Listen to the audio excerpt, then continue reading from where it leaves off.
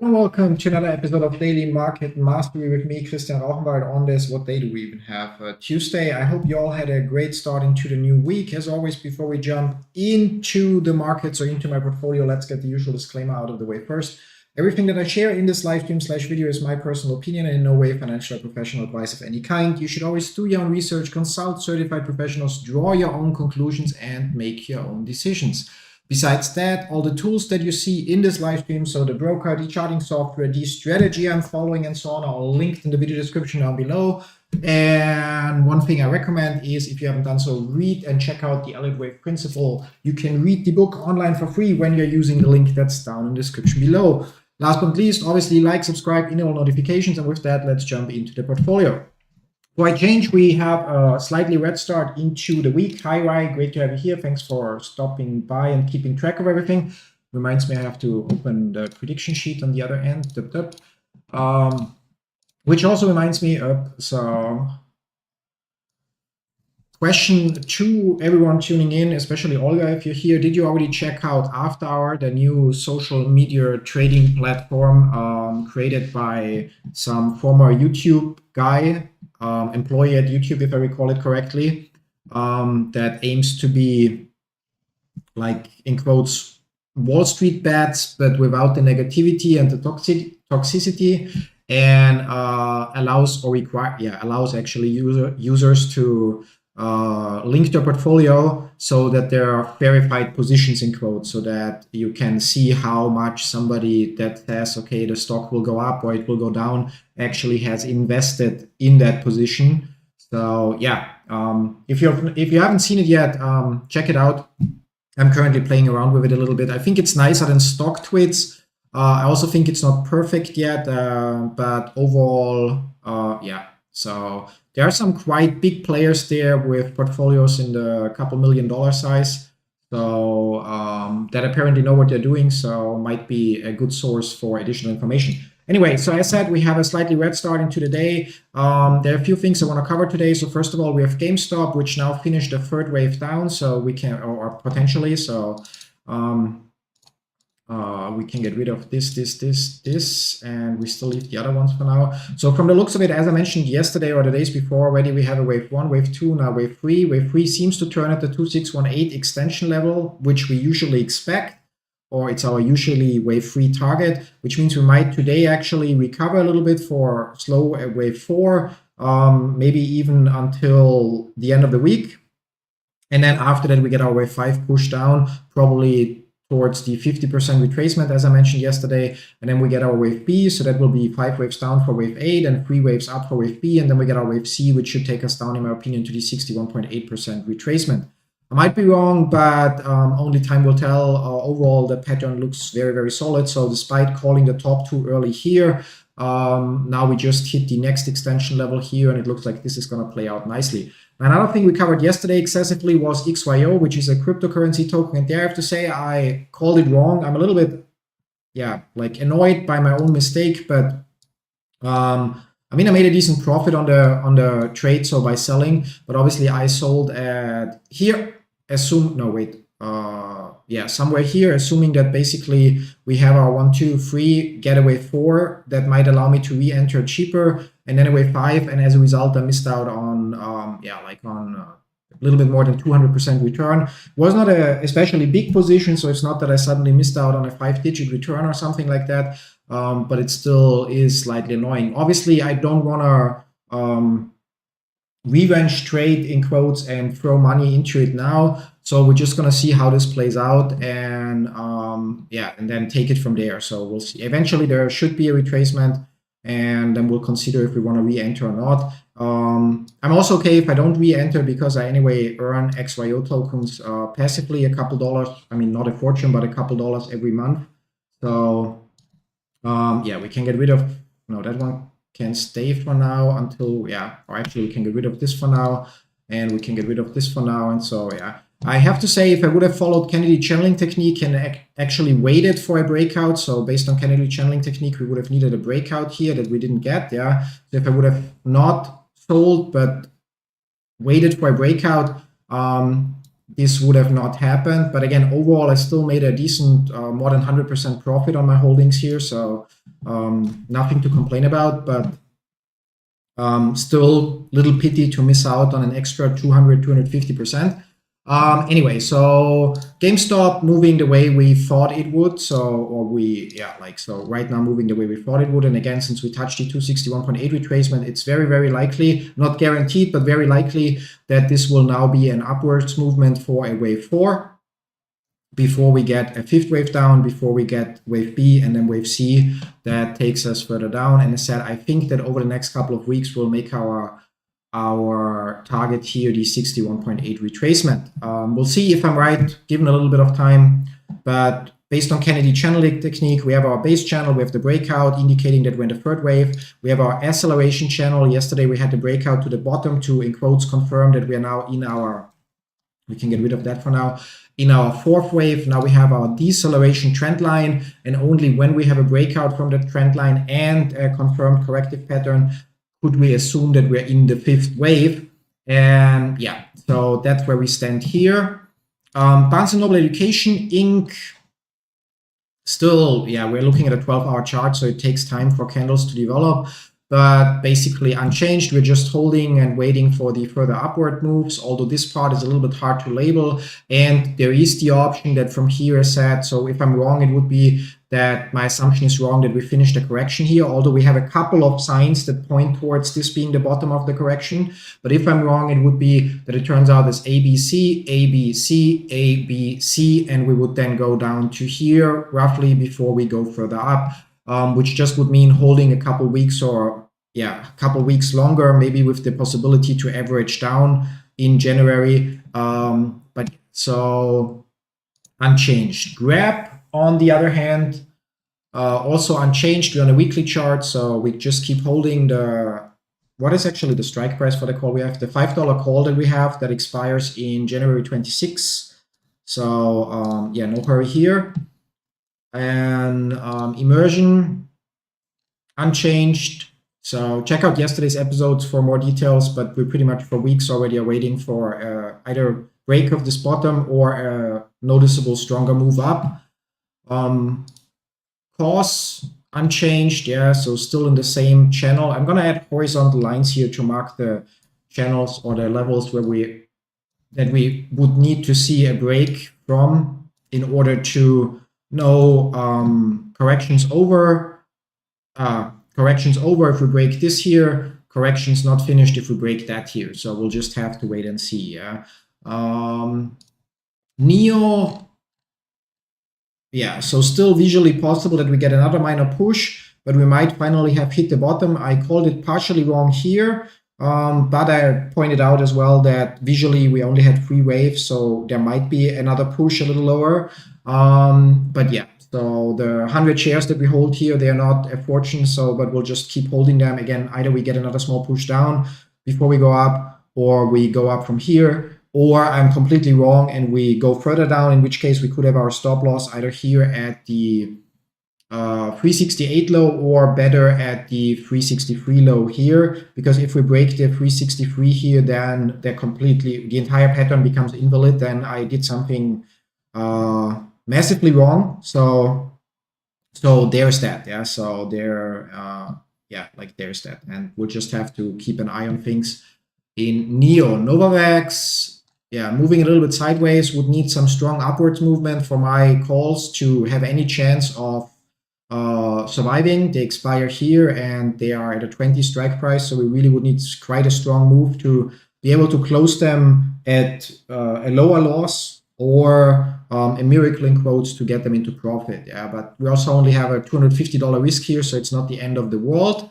Algorand also keeps outpacing where I think it would top. So crypto is in generally running extremely well right now. So we broke the 361.8 extension level here. So next level would be here. So still another, where are we? We are right now here. So 5 cents is 10%. So another 40% theoretically upside. I don't want to jump into that while it's rallying, so because we don't have any in quotes guarantees. We can hide the levels that we already broke.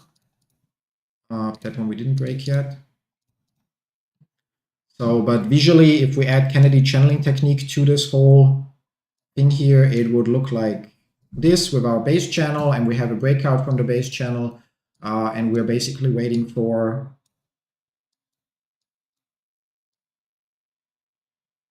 base channel, or wave 1 might actually be officially here. So 1, 2, 3, no, cannot be, has to be here. 1, 2, yeah, it's going to be tricky to label this as an full impulse. This can be a correction, checks out. So we would actually wait for a break of the bottom here to have our confirmed wave 4. Might not happen at all. So considering how it's moving, Kennedy channeling technique might not be a huge help in the whole thing, seeing or getting to see it play out. Yeah, like Algo actually made an insane run. If we look here, the low here was at around 10 cents. And it's now at 53. Sadly, it's one of the cryptocurrencies where I only had a very, very small position, or where we only held a very, very small amount. Bitcoin, I believe we still get a 1, 2, 3, 4, 5 and should go down to 90,000 potentially. However, that's not even one of the usual retracement levels. It might be the 21.4. Let's check. No, 21.4 would also be lower.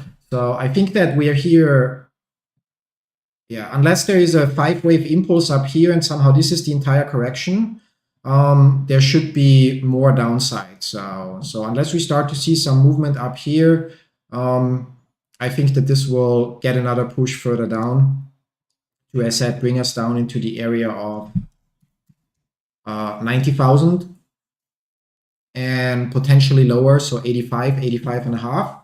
And yeah, I'm not sure if we need to write this down, so probably we don't know. Like, we're not keeping track of the crypto predictions at the moment, so we're not going to start it now. Our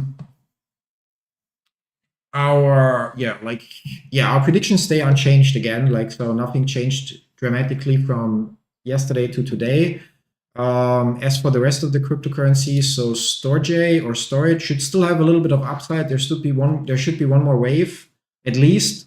Technically, it should terminate somewhere here if it's like gonna collapse afterwards. And if it actually is going to rally, then it's going to have much higher upside in the long run. Yeah.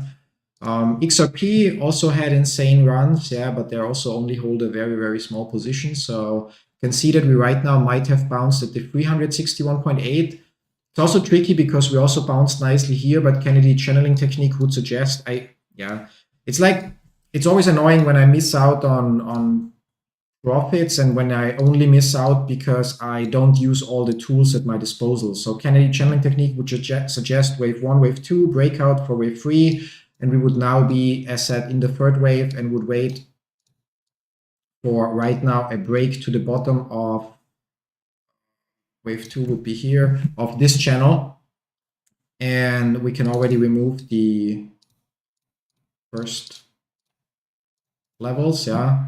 So question is, will it be a bounce and we get an ABC here? Then we could consider increasing or entering here once we have our wave 4 move. But right now, jumping into this, it just feels like unnecessary risk. So I'm gonna keep that, an eye on it. We don't have an Apple prediction. We don't have the chart labeled. So visually, I'm not gonna bother right now, to be honest. Amazon, we have a prediction which is further up. So there's still room, but we are looking at a weekly chart. So again, it's going to take time. DJT, will it finally, I mean, there we have visually 1, 2, 3, 4, and should still get wave 5. So somewhere here, which is then wave 1, wave 2, wave 3, and so on. So there's a lot more upside. Our prediction is 68.25 to 118. So based on this low. Fossil, did we have a prediction there? No, we don't have a prediction here. And we also don't have an analysis on the chart, So, but visually we have 1, 2, 3 maybe finished. So based on our usual wave 1 extension, maybe not finished. So maybe there's still another push to come, considering that we don't bounce at one of our usual levels. Pro, there we said down we go, and so far we did. Although there's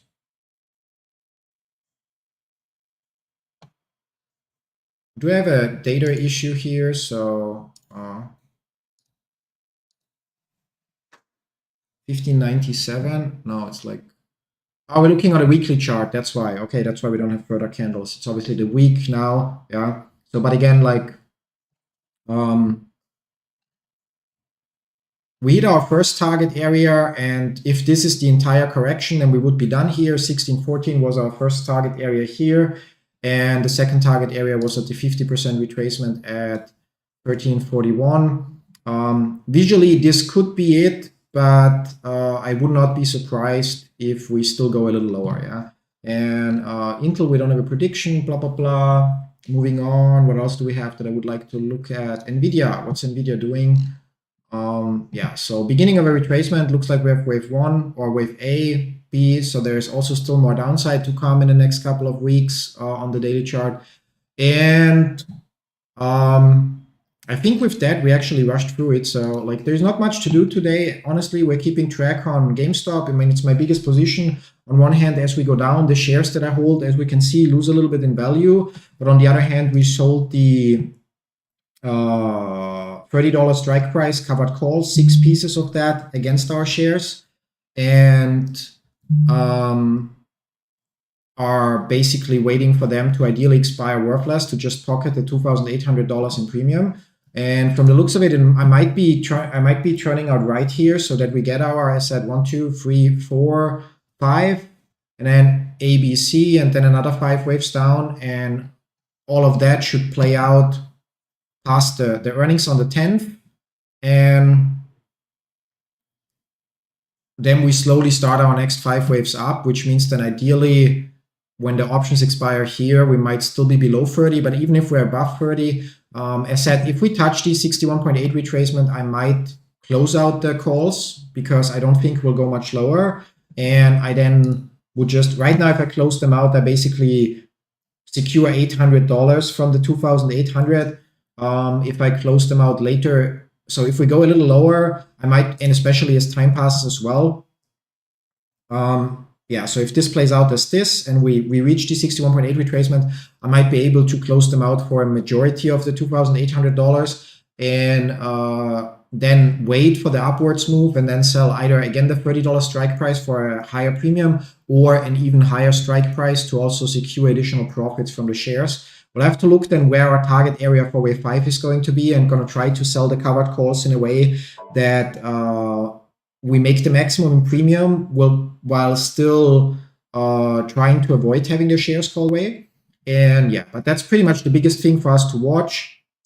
And outside of that, I'm going to keep an eye on the few crypto things where I might consider re-entries, but only once we have wave 4 finished.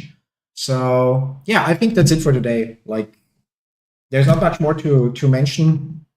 Portfolio is moving sideways basically for the next couple of weeks. So if we look at the portfolio performance,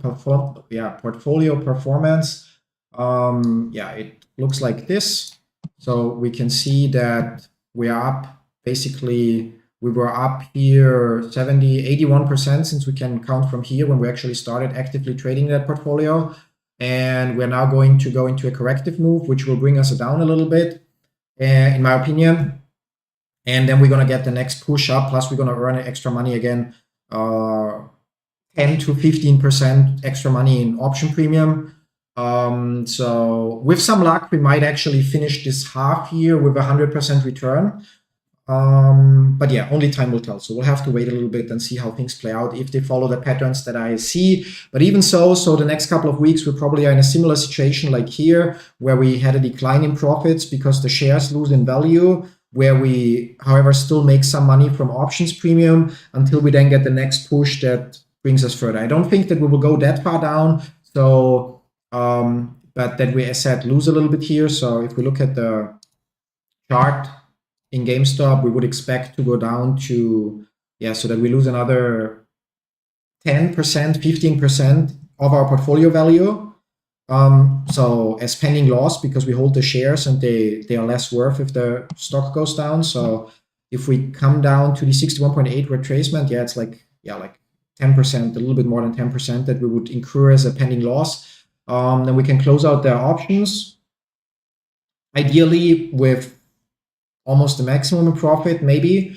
And then as we go up again, we can then write the higher calls and earn an additional premium. If we look right now, so just for GameStop, out of curiosity, if we look at the January 17th, those are the ones we're going to close out. And then there's still 45 days to that. So we can kind of look at the pricing here. We're right now at 27. So, and the $30 calls would bring 300 something, or would bring us 300 something dollars times 6. So yeah, we probably will be able to realize. So if it plays out the way I want, then we probably will be able to secure another 10% return or maybe 15% return in options premium for a period of 2 months, which definitely is not bad. But instead, we'll have to wait and see. So I'm gonna press the magic button. There's your reminder again, like, subscribe, enable notifications if you haven't done so in the past. And with that, I'm gonna wish you a pleasant rest of the day. Good luck with your trades and investments, and then see you all tomorrow, 5 minutes before the Nasdaq opens, for another episode of Daily Market Mastery. Till then, bye-bye.